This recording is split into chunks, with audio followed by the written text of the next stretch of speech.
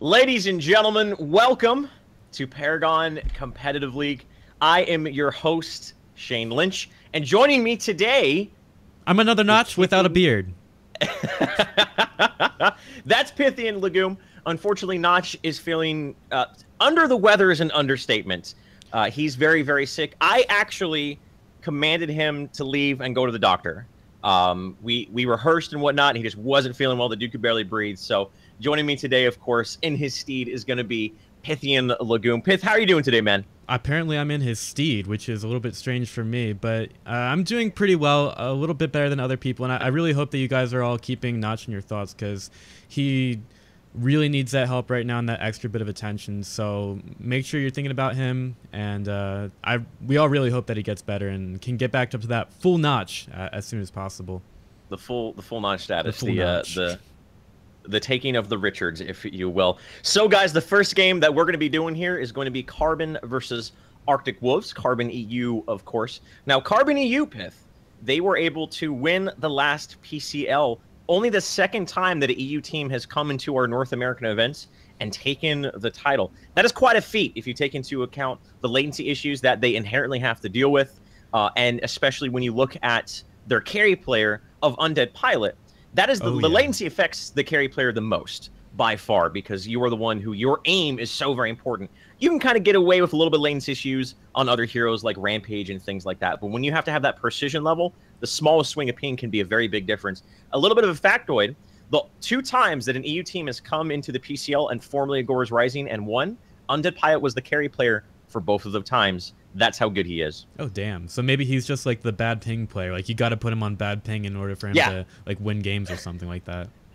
Exactly. That's totally how that works, man. He's actually bad on good ping. He's so well adjusted. He's so well adjusted. It's like that time chamber from Dragon Ball Z, right? Like, that's how he gets better, as he practices constantly on with low ping, and he's now well adjusted to that. Arctic Wolves is a team that has been around for a very, very long time. Teams that a lot of you, I think, will be familiar with: Crazy Fool, Phasma, Cosby, as well as Shurik. He streams every now and then. He's been on varying levels of teams, but I mean, this is going to be the first game of the day, guys. Of course, for those of you who aren't familiar with the format or the bracket or anything, head over to our website. It's the link is in the chat, of course, and just !bracket will link you to the bracket as it develops. We do have someone dedicated to doing that. And Pith, another feature that we are so very glad to be bringing back there, as my voice cracks like a prepubescent 13-year-old boy, is you guys can join the conversation. And what I mean by that is, if you head over to Twitter, use the hashtag PCL, just the 3 letters, PCL, capital or not capital. Technically, it's a proper, so it should be capital, but we won't go into that.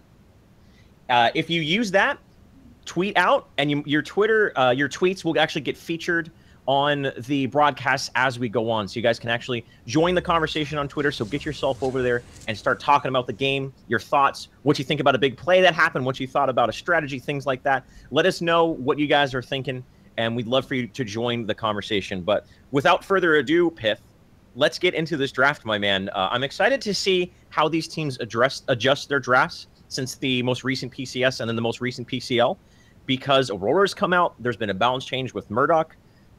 Specifically, I'm looking at the carry changes. Is Murdoch still going to have that big prioritization like we've seen in the past? I guess we'll have to see. I'm also looking at a couple of roster things. It's looking like the roster that we have for Arctic Wolves on our draft is pretty much not at all what we have for Arctic Wolves in game. So I would just ignore those if you're looking at them. Okay. I'm going to say it right now just so that you guys know who that roster is. It's going to be Shurik, Phasma, Crazy Fool, Vanilla QT, and then Cosby playing for Arctic Wolves. So that's who we have in game right now, and that's who's going to be playing against Carbon, who seem to be using their normal lineup, which is a little bit of a change from some other tournaments that you might have seen in the past. So I'm really excited, happy to get in this draft. Are you ready to go, Shane? Let's do it, man. Let's start talking about these nerds. All right, let's stop looking at our faces and check out this draft. So, welcome, guys. They just saw the entire draft right now. They totally are not going to remember it. Why don't we just talk about the whole thing? You know, I think that's a great idea. You know what? That's all right, man. It's like a tease. It's a tease. It's a tease. So this is interesting here, Pith. The band's coming out here. Is going to be Decker, which I think is a fairly straightforward ban. That's something that in the current meta has been a very common ban. But we've seen this transition of Muriel prioritization, and she's actually going to get banned out by Carbon. I find that very intriguing. And not only is she no longer that dedicated hard support that we've known her for almost the past year, she is now being thrown into that off-lane role where she thrives. She's deceivingly difficult to take down. She benefits from levels greatly, being in that solo lane. She doesn't necessarily need all that farm in the world, but of course is able to pick up a early Honor the Pure, maybe a Purity Sensor, things along those nature. So her getting farm, she does benefit from that, but she doesn't necessarily need it. So she has really risen as into the very high spectrum of prioritization in the meta, to the point where she's now getting banned out here by Carbon EU. Oh yeah, Muriel's just in a place where she gets so much scaling from the Consecrated Ground, allows her to trade very effectively in lane, can stay alive pretty well. I think some teams are taking advantage of her a little bit more if played in the offlane role, but remember, she also has that dual being able to roll as a support as well. So has a lot of utility for teams. And Carbon have played it a little bit in the past, but it's generally very good to take it out of drafts. It allows fights to drive on a little bit longer than they really should. So taking it out very early makes a lot of sense. Yeah. Moving on in the draft, of course, we do see the first picks here. It's pretty straightforward as mentioning. Oh man, I love. What's a hero and a support that I love so very much, Myth? What? So very much. Which one? It's the Crash Bang Boom of the Narbash. Of course. Yeah. I absolutely love it, man. He's one of my favorite heroes. I'm glad to see him. And the thing about Narbash, where he fills in and why we see it, I mean, you wouldn't expect him to be picked up this early in the draft, right? Oh, absolutely not. He's been generally one of the worst, or the worst worser, is that even a word, supports in the game. A lot of teams are straying away from it, especially with how some of the top support players like to play him. So yeah, very surprising to see him so early. Yeah, and I think that's because you have CC is so very important right now in the current state of the game. Decker's banned out. Rampage has been picked up by Carbon EU. What is the next go-to CC support? And I think that's why we're seeing that early prioritization of Narbash. Now, of course, Rampage being one of the very, very, very most versatile heroes in the game. He can offlane, he can jungle, he can support. Most of the time we see him in either that jungle or support lane, offlane not as much. But because he's so versatile, that it's with the early pick of the Rampage, Carbon EU isn't just immediately showing their lane configuration. So they still might have to pick up support, but nonetheless, they don't no longer. If he was going to be that jungle, which it looks like he's not going to be with the Sevarog now being picked up here by Carbon, they sort of were restricting them as well. Grux is another hero that we weren't seeing very much of when Monolith first came out. He was a very undervalued hero, and now Carbon EU have been known to run him, specifically Blood Mortius, at a very high level, and obviously that's starting to spread over across the Atlantic over to North America. So that's another hero we don't see picked up very often. Now Sparrow. Let's talk about Sparrow here. Not specifically because she had that change 2 or 3 patches ago where she had that attack speed buff, Pith, but how she was indirectly buffed by the nerfs of Murdoch. So Carbon EU putting more priority onto Sparrow, and Murdoch being a last pick. Murdoch was the most highly contested hero and our last PCL, and I know was very contested in the PCS as well. So just that small nerf on him, all of a sudden we see him not being banned out and being last picked by Arctic Wolves.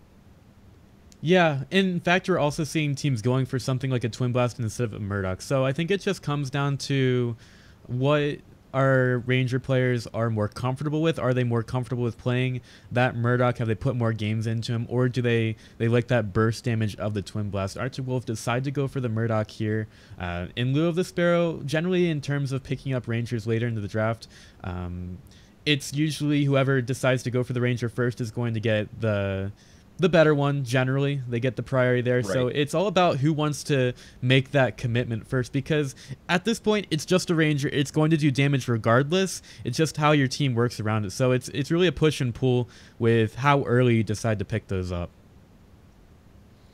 Absolutely. And of course Bellica, another hero that was buffed very recently, specifically her Void Drone, which is the very large AoE rectangle that drains mana, but more importantly, zaps you with a little laser there every time you use an ability.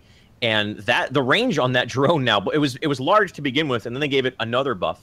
And of course, Bellica, she does have a undervalued CC as well with the Seismic Assault. Very difficult to land consistently. It's not a Rampage Boulder or a Bull Rush or a Shield Slam coming out from Stealer. anything like that. But still, if you can follow it up with a smash and grab, a thunk, there's a lot of follow-up into that seismic assault. So I really like that Bellica pickup, especially if it's going to be going against that howitzer.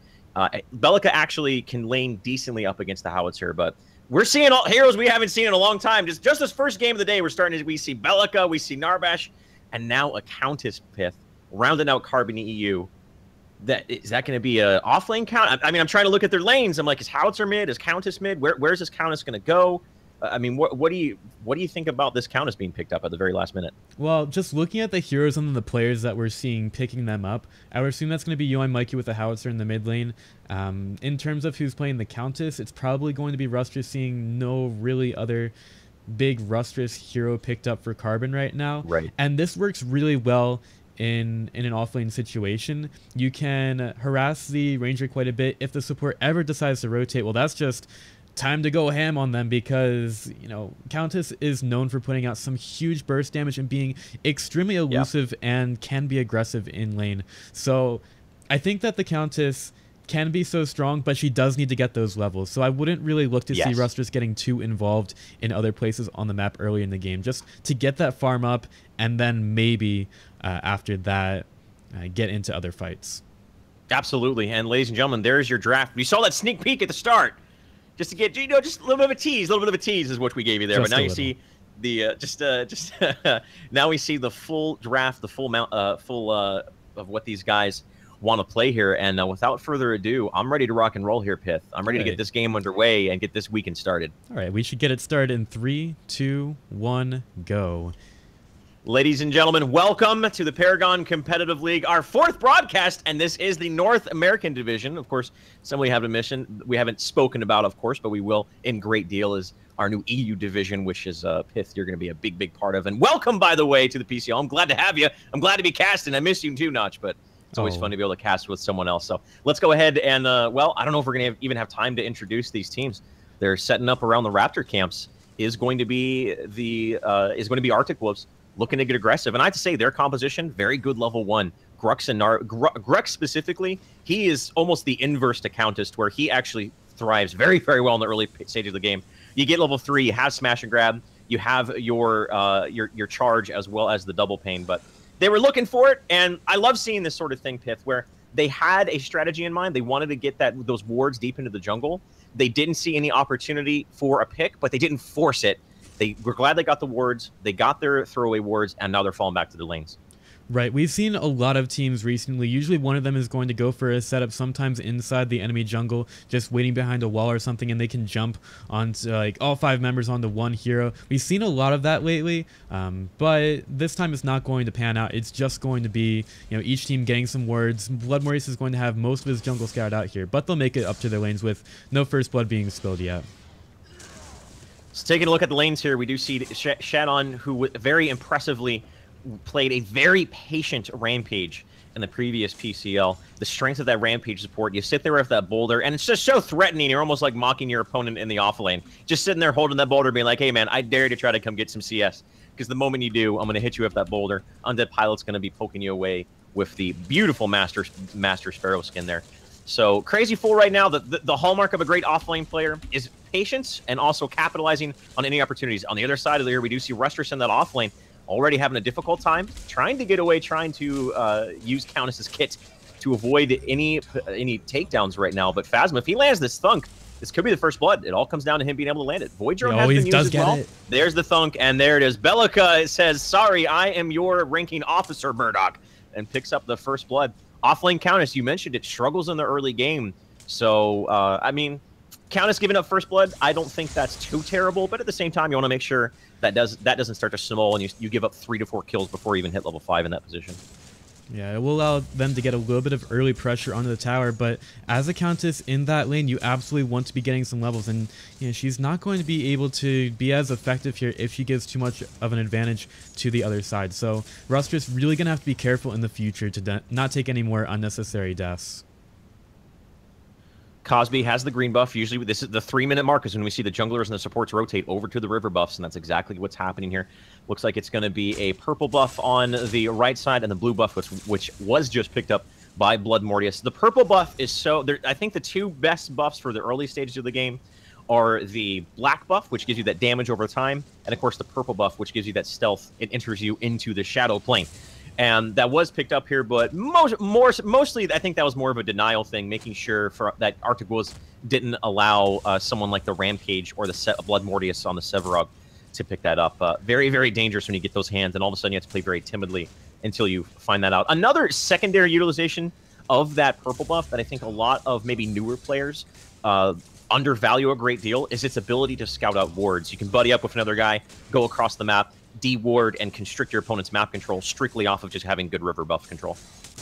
Yeah, but I think the most important thing for that river buff for UI Mikey is making sure that he gets a little bit more mana in that lane, allows him to harass out the Belka a little bit more, and just have more control over it overall. So very simple for a Hauser, just sit up there, shoot rockets. You'll see Mikey do it all the time. He just is so good at controlling those and out-minding the other team, having those mind games being played there. And we'll see him picking up most of the buffs like that.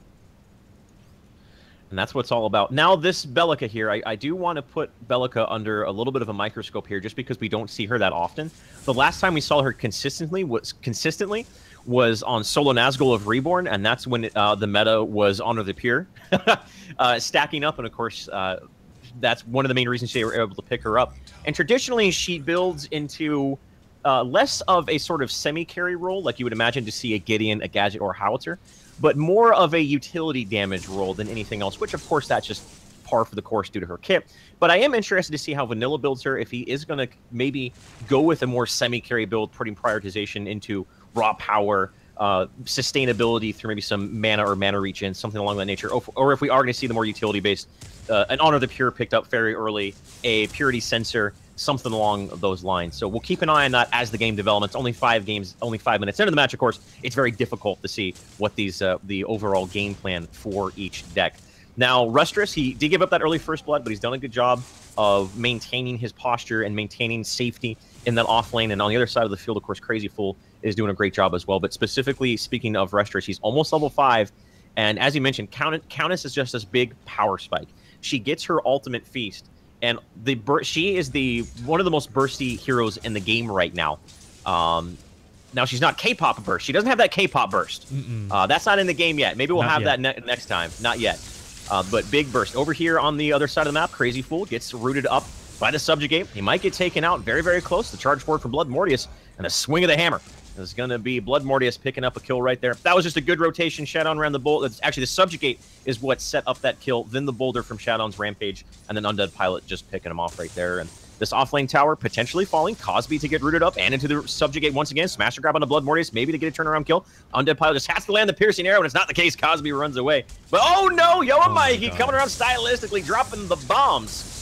The offlane tower does go down, but they pick up the tower and they get 2 kills. I'm looking to potentially initiate. Void Drone is going to be taken out by the Make It Rain of Yo and Mikey, but that Make It Rain utilized more as a getaway mechanism and zoning mechanism than initiation. And, Carbon's going to be happy with that. They get 2 kills, they get an offlane tower, and everyone gets away cleanly. Yeah, that was absolutely fantastic from Carbon. They get the teamwork in. Blood Mortius in from the backside to set up the kill.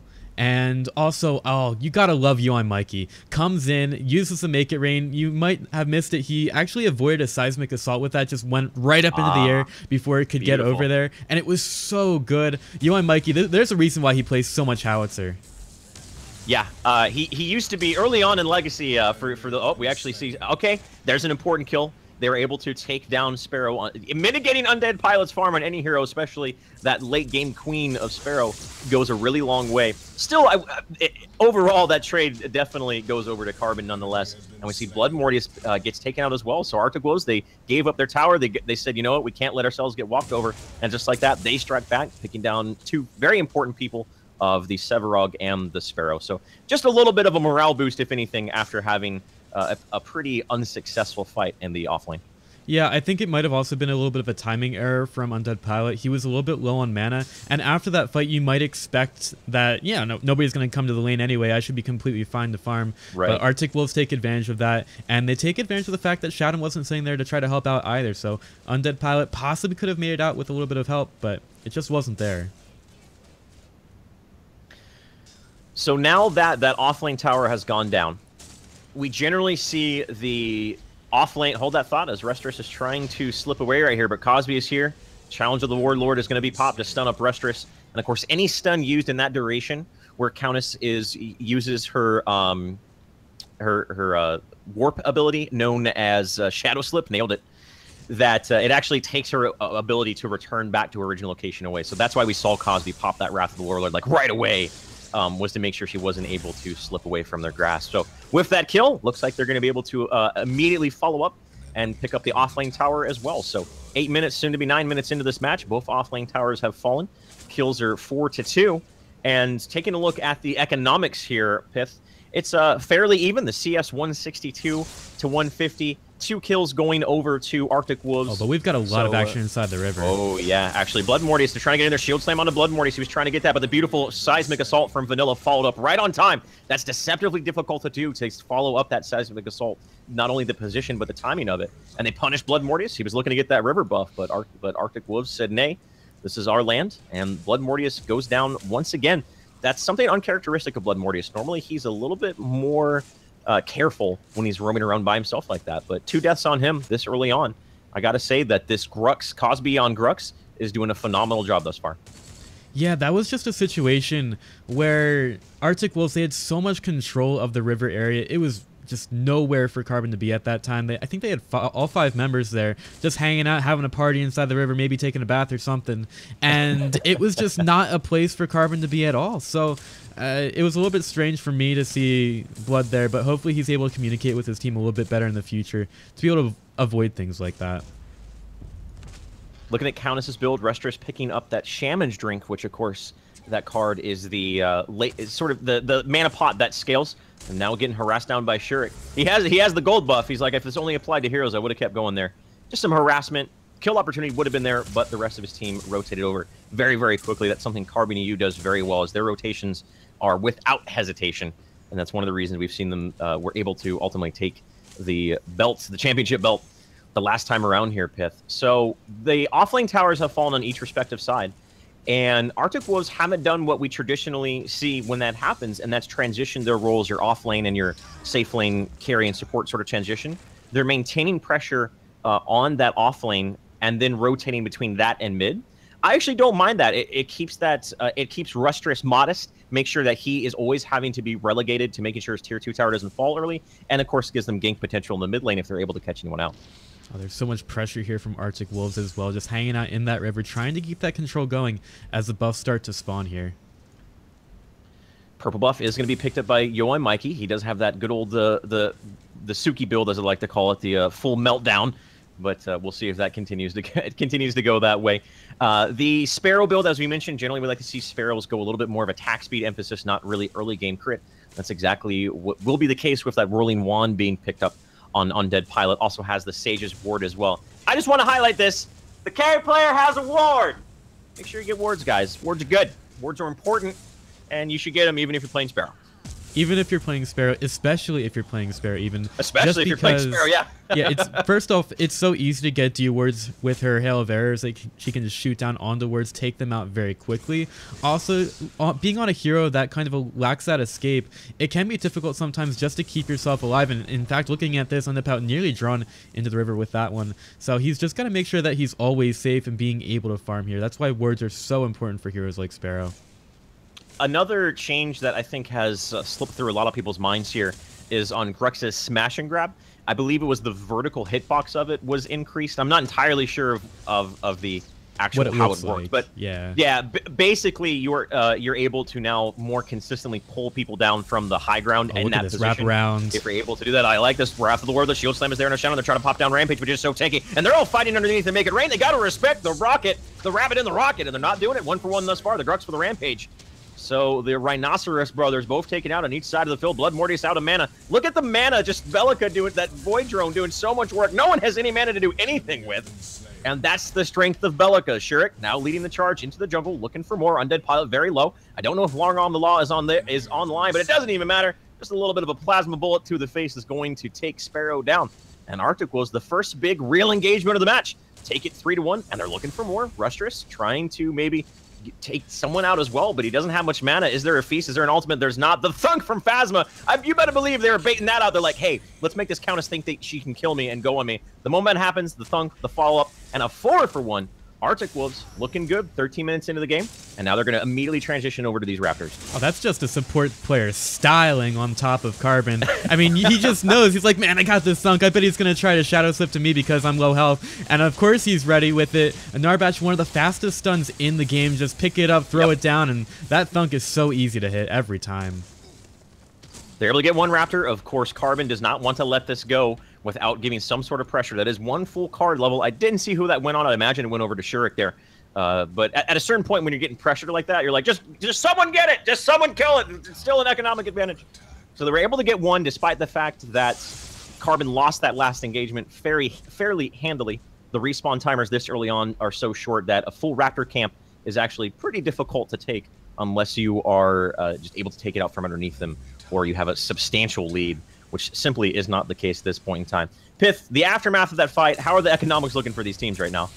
Well, we still see Carbon taking a little bit of a lead on the minion kills, which makes a lot of sense. They've been spending a little bit more time in the lanes with Rustress and how it's... Actually, it's a little bit surprising to me that Rustress even showed up to that last fight because it was way too late, and I think he could have done a little bit more inside the lanes. Undead Pilot, Cosby charging into him. The Wrath of the Warlord and Smash and Grab is on cooldown, and Shurik comes in and says, I'm the carry! Shurik, literally his only contribution to that would have been a 1v1 was him coming in and getting the last hit. But hey, that's okay. These guys want to get prioritization of the Amber over to their carry, and that's exactly the case. So talking about Grux, Grux is so good at dealing with immobile heroes, and that's exactly what Sparrow is.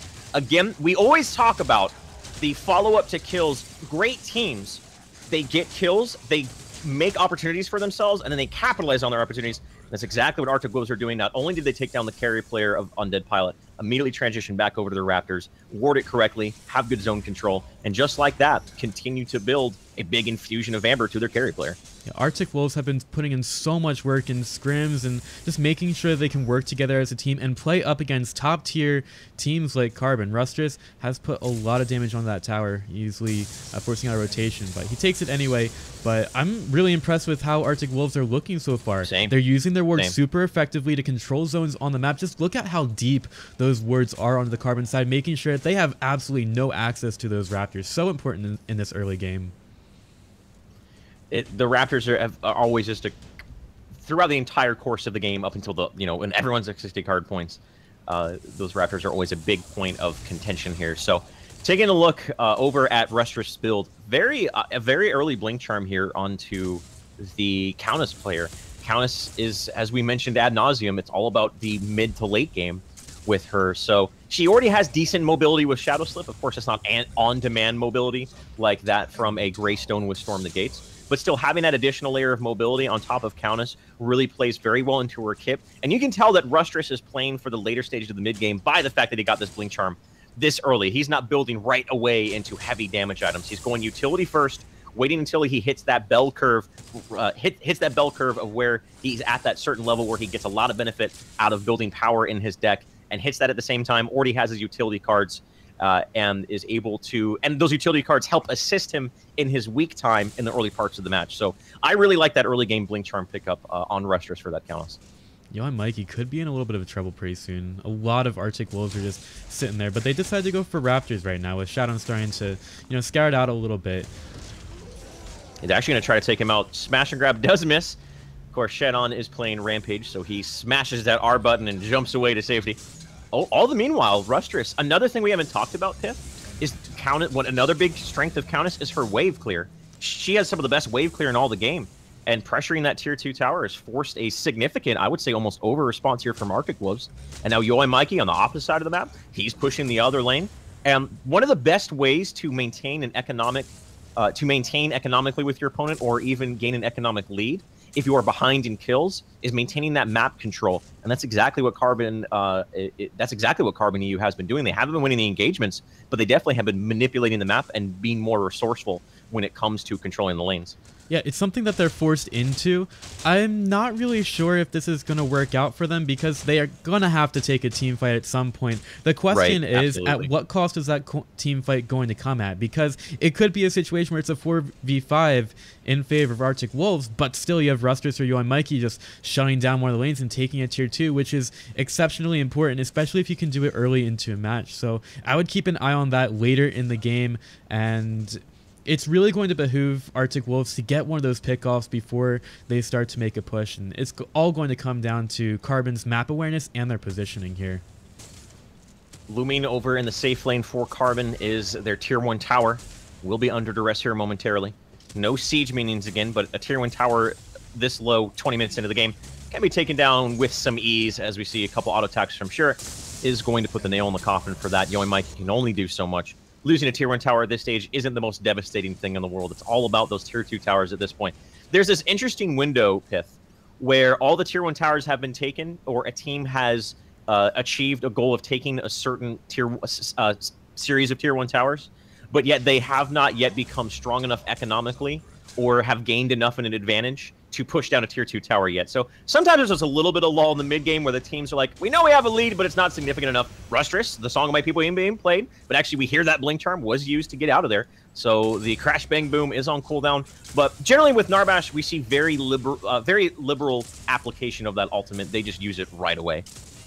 Honestly, I would rather be a lot more patient with that. Like, sure, you can go onto a solo contest and it's completely fine there, but when it comes down to a team fight, it's just so easy to interrupt that if you maybe hold the trigger on it a little bit, it can be actually super effective. It's just staying alive up to that point that is the real issue. So I'm interested to see how this Narbash Phasma is able to use that as we start to see a little bit of aggression towards Shadon here. Yep. There's the thunk, smash and grab to follow up momentarily. The Wrath of the Challenge of the Warlord, rather. He was trying to hopefully interrupt the leap. If you time it right, you can actually interrupt it. He doesn't leap and it goes on cooldown. Not the case. And all the meanwhile, Rustress is able to pick up a kill onto Bellica of all people. That sometimes isn't it. Bellica can have the advantage, but Blood Mortius was looming around the corner, and now he's getting collapsed on himself. Cosby to move forward. Looking for a defensive subjugate is going to land, and he's going to continue to try to get himself out of here. The shield slam. Look at the shoes on Blood Mortius. Good lord. I didn't know they had basketball players that good over in Europe. That's but just Blood Mortius was outguessing. able to sidestep that, and all the meanwhile, Shurik is out here by himself on the pilot using that conic auto attack ultimate of Sparrow. Phasma's going to have to get himself the hell out of there, as he knows that was just overall, that was a very awkward fight on both sides of the field there, Pith. Yeah, both teams looking for something. At least Blood and Rustress were able to get the handle onto Bellica beforehand. But the thing is, they're not getting so much out of it. Now they do finally make it over to the Raptors. That's really what you want to look for. If you're able to get that pick off, immediately look for some kind of objective on the map. Carbon, we're looking for a team fight. Maybe they find one here. Oh, Phasma gets hit with the boulder. This is not good. There's so much. You see the 3-man smash and grab. Beautifully done, but the double pain actually misses. Phasma's trying to get that panic ultimate off. Make it rain into 3. This is a big choke point. They have to respect the make it rain. And they do. They back off. They don't push forward through it. And that make it rain, they got the kill onto the support. Immediately Carbon fallback. Beautiful utilization of getting the kill, using Yoimikey using that ultimate to zone and allow them safe means of ingress. And you can tell Arctic Wolves, they're thirsty, man. They are super thirsty. They want to get some more, especially Shurik. There's now 1v1 and Blood Mortius up here over by the jump patch. He's got to be careful. Get out of Bruce here. is going to knock him over right there. Oh, that was actually beautifully done right there. So he's going to get Shurik out and secure his getaway. But I got to say, Carbon EU, I talked about it before. The rotations are so good, but the shield slam onto Sparrow. Crazy Fool is actually looming around that pillar using the Bull Rush. Cosby here. There's the Wrath. There is the, oh man, is the mine enough to Boulder to keep it as well. But the bleed, and Vanilla comes around the corner as well. The bleed from Double Pain, and then Vanilla secures the kill. Beautifully done. And the good old, well, that's one way to get a kill. Just hit that R button on Bellica with a countess of no mana. And 2 go down for Arctic Wolves. So beautiful from Vanilla. So beautiful. Did he line up that seismic assault through yeah, the, he did. He through did the it geometry? through the, yeah. Oh, beautiful. Crazy Fool's in trouble, but he did his job. If he goes down, this is perfectly acceptable. Crazy Fool's like, that's fine. I did my job. We killed her. We killed her Sparrow, and we killed her Countess. So in any situation, they're going to be okay with that exchange. Yeah, that's where you use the expression shut down. Vanilla QT just smacking Rustress right in the face with that neural disruption. And that was some really good play from him, being in position for that seismic assault. One of the more difficult stunts in the game, kind of deceptively so. Like, you're definitely going to have to play a little bit of Bellica before you can really hit every single one of those. And he's just so familiar with the hero that he does it every time. Mid lane is getting pushed in, but of course Arctic Wolves have been in enemy territory for I feel like the better part of the last minute or so. And they're going to be able to clean that up and set the ways. Orb Prime, Arctic Wolves do have a ward over by Orb Prime now. Orb Prime generally we don't see taken until 30-minute plus or until one team just has some sort of insurmountable advantage, and that's the way that is the in condition that they look for. Another thing about Sparrow that I think some people may not necessarily know, you newer players out there, her piercing arrow is so obscenely, it's such a strong ability. It's disgusting how good it is. And one of its great utilizations is its ability to pick up those river buffs from behind the wall. It goes through all geometry, something that it was supposed to do, but actually was bugged out up until the most recent patch. And not only that, but it has a very long range and is very good at finishing people off. It does a massive amount of damage. Yeah, I'm just waiting until we see Undead Pilot come in with like all those piercing shots through the walls, through everything, and he snags those kills. We've even seen some people snagging the OP with the piercing arrow through the wall. So maybe we're going to be able to get to see a couple of those later today. I certainly hope so, man. I hope so. Now, I hope so as well. Stasis Gem on Sparrow right here.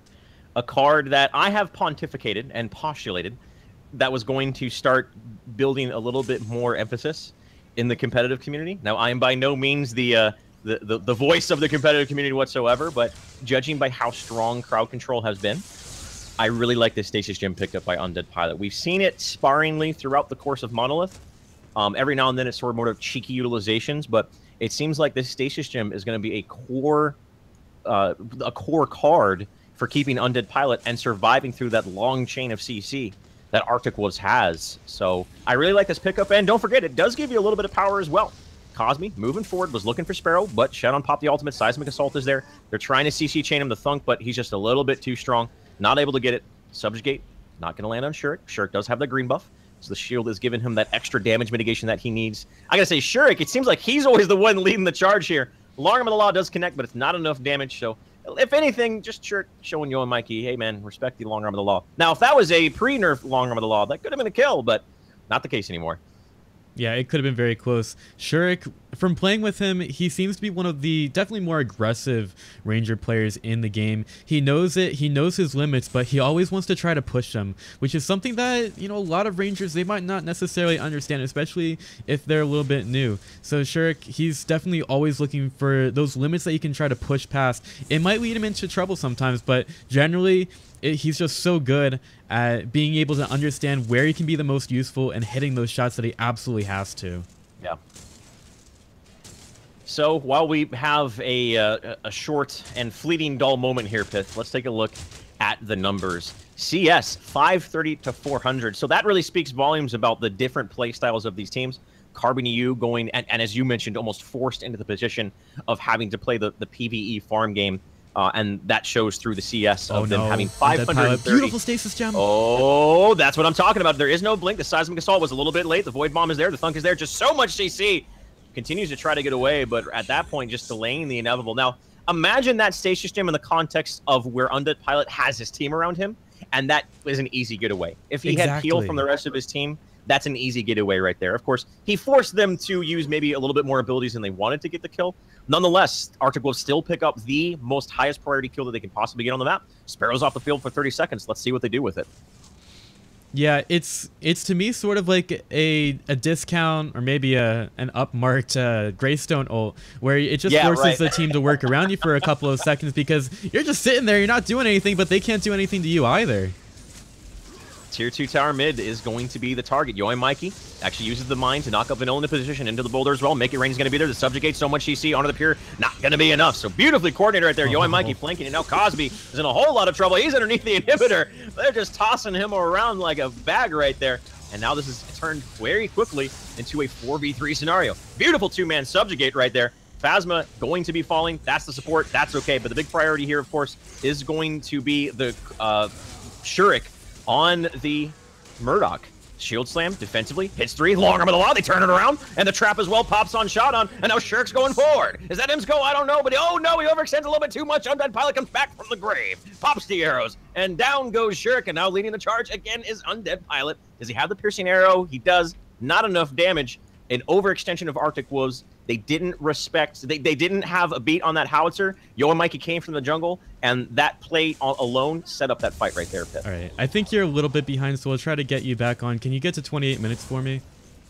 Going to 28 minutes, my man. 28 minutes. And I will give you a countdown from 5 when we get there. But yeah, it was just Carbon. They split up that fight. Beautiful zoning from the Make It Rain, and it's 5, 4, 3, 2, 1. All right, go at 28. Do you have it? Do you need more? Nope. I'm at 28:05. All right, you missed it. Can you do 28:15? Let's do 28:15 here, boys. 4, 3, hold on. 2. My replay is not my replay is not wanting to cooperate here. All right, 28:16. Can you get to 28:16? I just stopped it here. This is Paragon, guys. Welcome. Let's now while we're doing this, Pith. All right. Talk about the most recent series of events. I'm at. Let's see here. Does not want to cooperate. I'll get this set up, Pith, and you tell us what the hell just happened in that last fight. Well, the Make It Rain from you and Mikey in that last one was just so beautiful. It split up the fight so that 2 were, you know, a little bit separated from the team behind the tower, and allowed Carbon with Rustus to come in from the backside after those 2 were taken care of. It's all about splitting up the team. Sure, it couldn't penetrate to be able to do the damage that he needed to. After that, they were able to get a nice shield slam onto a few, and yeah, sure, Eric went ham for a couple seconds, but there was a limit to how far he could go there, and eventually Carbon were able to find that kill. But they still did so much work there. They did. All right, I'm at 28:16. 28:16. Let's start at 16. Can you do 16? Yep. All right, started in 3, 2, 1, go. All right, there we go. Sorry about that, guys. This is just the beauty of Paragon. We are not watching the same thing. We have to coordinate the replays, and we're trying to do it the best that I can. A little bit of an insight into the production side. If it were not here and I was just doing production, you would not hear that at all. So we would ask for a time check. I would get them to a time countdown from 5, like you heard me doing there. But when I'm actually casting, I can't do that. So that's one of the big with having the EU division and having all these wonderful new talented members like yourself joining our team, is we have the ability to step up our production a little bit. But again, guys, Notch, make sure you guys keep him in your thoughts, as he just is not feeling very well at all here. But judging by the current state of the game, I'm very curious to see them. Oh, Cosby in trouble, trying to get turned around on. Not going to be the case. They are able to pick him up there. Phasma. Here's the counter, though. Are they going to be able to get something off? Shadon is in his enraged form and is going to jump away. I got to say that the physics on Rampage, man, he's got this. He clearly skips legs days, but yet no one can jump as high as him. It must be genetics or something. I'm not sure. Well, he pumps himself full of HGH, and then he's just jumping all over the place. Oh, that's right. That's right, man. It's that growth hormone. Is that legal in Paragon play? Do we have a rule for that in the rule book? Don't they put it in the frogs or something? There. We gotta write that in the rule book. We gotta check these. Gosh, man. So they do get a kill onto Grux. Grux, we mentioned his early game, very, very strong, but he does start on the damage side of things. He does start to fall off significantly the way he scales. He's still very threatening and very good at initiating team fights with smash and grab, catching people out with his ultimate, and the damage from his bleed can be rather substantial as well. But it's not that of when you start seeing those carries start to amp up, or your semi-carries like Yo and Mikey on Howitzer. So Grux's main, the way you play him, I think, changes very drastically throughout the course of the game, where early on you can be very aggressive and get kills 1v1. But as you get into the later stages and those late game heroes start to come into fruition, you have to have a little bit more respect with your play, and your prioritization goes from getting pickoffs to starting team fights.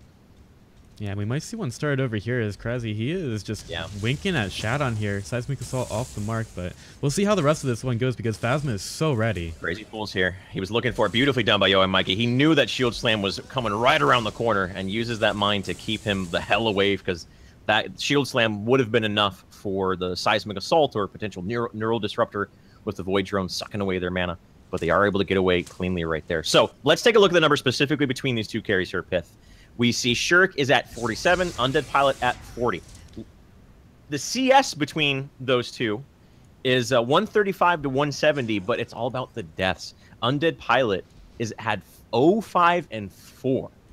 5 deaths 30 minutes into this game. Undead Pilot has been 1/3 of all of the deaths of his entire team. So a lot of focus has been put into that Sparrow. You can clear that as a very intentional strategy coming out from Arctic Wolves, and it's very much so paying off. but they have to make sure that this advantage that they have, they don't squander it, and they don't hit that 60-point card wall and allow Undead Pilot to catch back up to them. Cosby in a little bit of trouble. Oh, yeah. Countess and Undead Pilot, they're going on to him. Blink forward by Rustress. Just wants to be really aggressive there. Oh, wow. Cosby actually gets the counter kill right there. So 1v2, taking a 1-for-1 exchange. Not going to be too disappointed with that. But, of course, the kill does go to Sparrow. So that's one way to mitigate a card disadvantage, is getting the kill right there. I don't think Cosby had a bounty on his head other than the standard bounty. No, he did not. Mid lane, subjugate onto Phasma. Pops the Honor of the Pure, as well as the speed boost. Thunk is going to give him the space he needs to get away right there. Undead Pilot just now coming around the corner. Could have been a kill if Undead Pilot was a little bit earlier, but Sparrow, again, not known for her mobility. Yeah, absolutely not. One thing I'd like to talk about in terms of Shurik and Undead Pilot. Shurik, the way that he's been getting kills, a lot of the times with Murdoch, you'll see him just coming with that long with the wall. With that nerf, it's not really all that effective anymore. It's not as effective as at least as it used to be. It's still definitely a great tool for getting them down, as we have seen earlier in this game. But Shurik's not really relying on that at all to be able to get his kills. He's getting super down and dirty, and with all of his damage there, and putting it right on the carbon, getting into fights, which is something that a lot of Murdochs, sometimes they don't always do, or they do maybe a lot later into the game. So Shurik's definitely been getting super involved with that one, and he's playing the style of Murdoch that we can start to understand why Arctic Wolves favor that one. Yeah, absolutely. Now, he's got that blink shot, so he does have the both defensive and offensive mobility and utilization of that. Of course, the big drawback is it's very long cooldown that you have if you aren't able to chain it up with just kill kills, people. That's fine, right?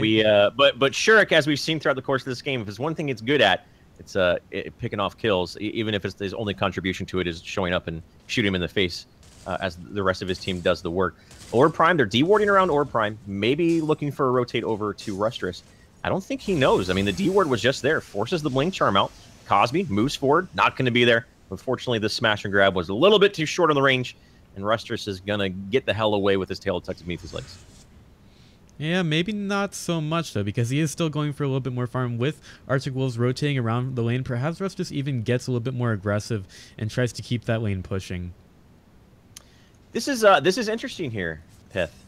On Rustress, he has a blink charm, which he's had for quite some time, and then a stab blink on top of it.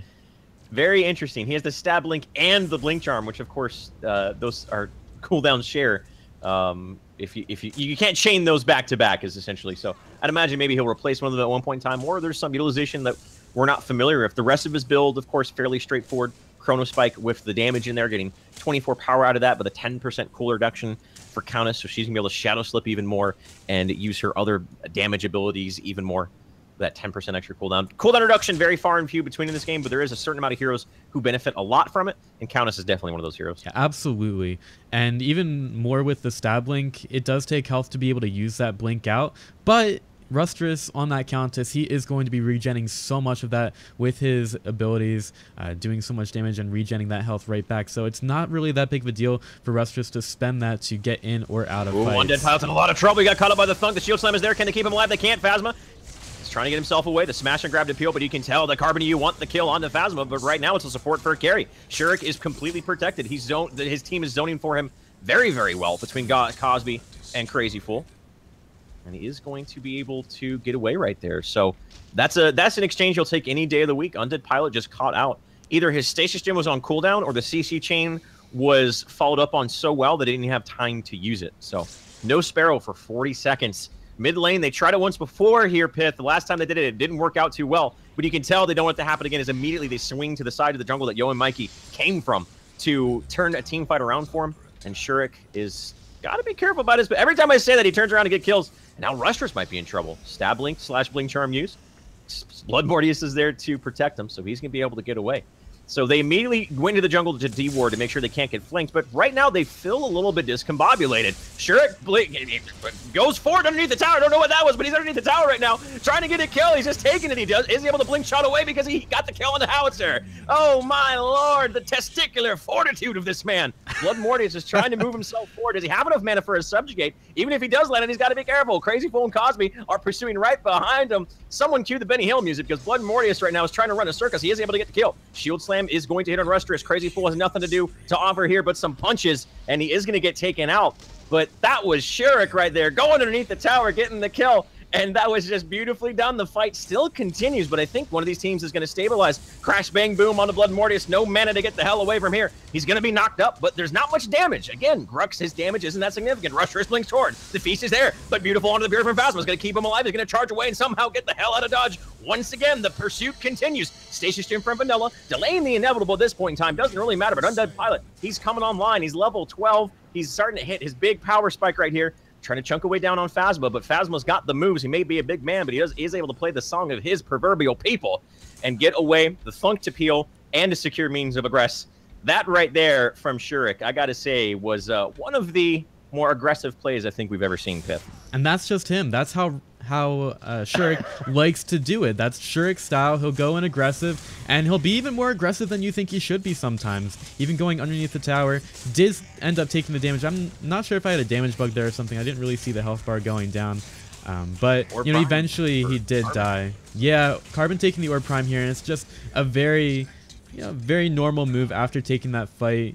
Arctic Wolves spent so much to be able to try to take that one. They went in pretty hard, possibly as a result of Shurik being super aggressive there.